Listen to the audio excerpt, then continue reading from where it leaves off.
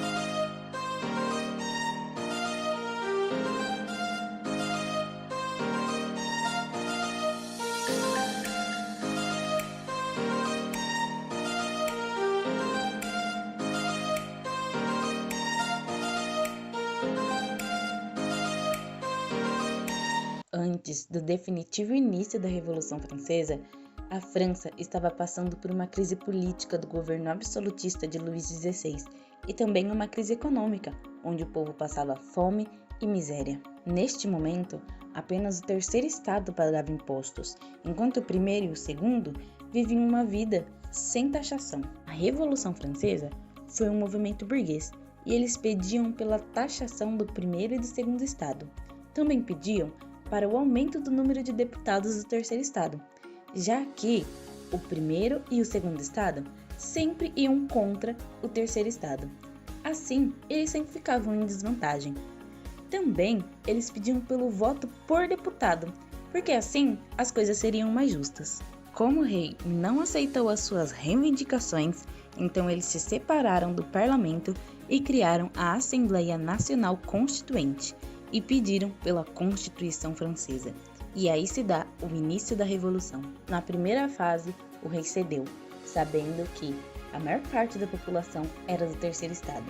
Então, se transformou em uma monarquia constitucional, que nada mais é uma monarquia com características liberais, mas que continua com o seu poder. As principais medidas tomadas nesse momento foi o fim do privilégio, o fim das obrigações civis e o direito da propriedade privada. Um dos exemplos é a Constituição Civil do Clero, onde o clero perdia todo o direito dos seus bens e se tornavam cidadãos comuns, igual todos os outros, tendo que trabalhar. Neste momento, temos a luta contra o privilégio e a declaração do direito do homem e do cidadão. Você já parou a pensar qual é a diferença do homem e cidadão? Bom, o cidadão é aquele que pode votar, que tem direitos políticos. E assim também fizeram um voto censitário, que somente as pessoas que têm estudo, dinheiro ou alguma influência que podem votar. O resto são todos homens. Você sabia que nesse momento eles também fizeram a Lei Chapelier, onde era proibido greves e revoltas camponesas. Luís XVI, intimidado, tenta fugir da França, mas é pego e preso e ainda julgado como traidor, e assim é executado na guilhotina. Nesse momento tem a quebra da realeza, por causa que muitos ainda viam o rei como uma figura divina. E você sabia que quando Luís XVI foi morto e seu sangue escorreu pela rua, as pessoas começaram a passar a mão no sangue dele, porque acreditavam que aquele sangue era divino e elas iam conseguir a vida divina com o sangue do rei. Na segunda fase, com a queda da monarquia, temos a Convenção Nacional, onde o poder era dos jacobinos, a pequena burguesia. Os outros países da Europa se sentiram ameaçados com a Revolução Francesa e assim iniciaram um ataque à França. As principais medidas da segunda fase da Revolução são mais populares. Eles têm uma preocupação maior com os camponeses. Eles distribuem terras, eles fazem voto por pessoa, pensando que pessoa é somente homens. E eles também criam a Lei dos Máximos, onde controlava a inflação. Na segunda fase, temos o período do terror, ou melhor, o período da guilhotina.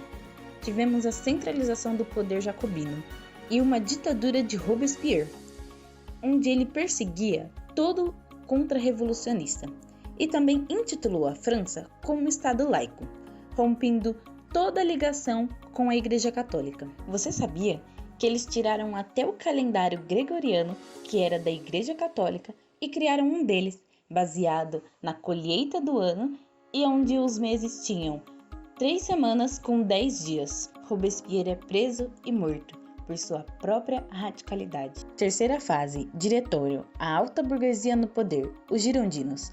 Eles iniciaram um processo de descentralização política para evitar uma nova ditadura e também incluir uma nova constituição, que alguns estudiosos acreditam que foi um retrocesso histórico, por conta que eles pararam a distribuição de terras, colocaram fim na lei dos máximos e ainda retomaram o voto censitário. Então, tiveram o golpe 18 Brumário, onde Napoleão Bonaparte tomou o poder. Ele era consolado, e neste momento ele conseguiu a estabilidade política e também muitas vitórias militares daquelas guerras que aconteciam com outros países. E também ele criou liceus para que as pessoas pudessem estudar. Na verdade, só a alta burguesia, porém, algumas pessoas ainda conseguiam estudar. E também redigiu o Código Civil Napoleônico e também se tornou imperador e iniciou uma guerra com a Inglaterra, onde perdeu. E assim ele criou o bloqueio constitucional, com o plano de enfraquecer a Inglaterra, para ele poder ganhar uma guerra contra ela. Neste momento, a França estava estável e assim o fim da Revolução Francesa. Muito obrigada por assistir e tchau!